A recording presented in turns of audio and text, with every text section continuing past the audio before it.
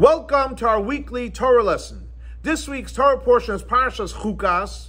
The question of the week is, how can we merit to live an everlasting life?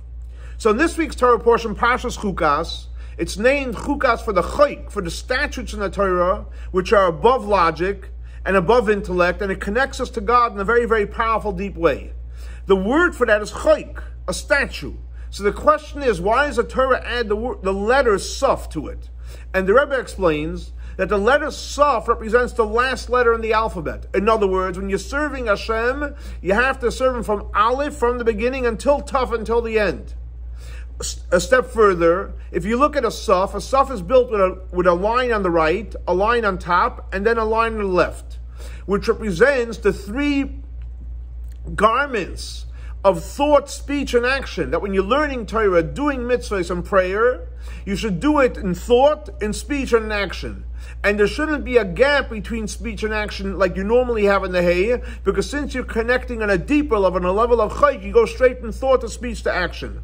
Also, the three lines resemble Torah, learning Torah, prayer, and good deeds. You shouldn't be just the extremist, just learning and not praying and not learning and not studying and not doing mitzvot. To be balanced, address all three issues in your life. Make sure to learn Torah every day, make sure to pray every day, and make sure to do mitzvot.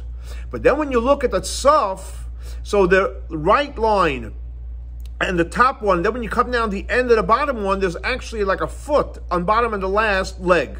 What does that foot resemble? That foot resembles bittul, humility. In other words, once a person learns, and a person prays, and a person studies, and does mitzvot, you can get a little arrogant. So Tuf reminds you always to stay humble and to recognize that all the tremendous gifts that we have from Hashem.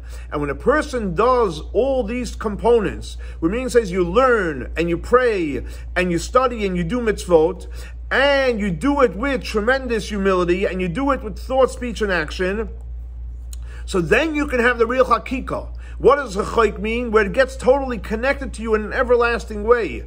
And we know the Saf, the Talmud tells us that Taf resembles tichya, to live. And as we'll be able to live an everlasting life. So to answer the question, how can we merit to live an everlasting life? By learning Torah, by praying, by doing mitzvahs, with our thoughts, speech, and action, and with bittul, with humility, we'll all merit to live a long and everlasting, beautiful life. This week's Torah lesson is dedicated to the memory of Baruch ben Aryeh Leib, Shlomo ben Yosef, and Rachel Baslipa. May their souls be elevated by the Torah we're studying in their memory. For more information, please see our website, ChabadSWF.org. Have a great and a blessed week, full of learning, praying, doing mitzvahs with humility. Shavua Tov.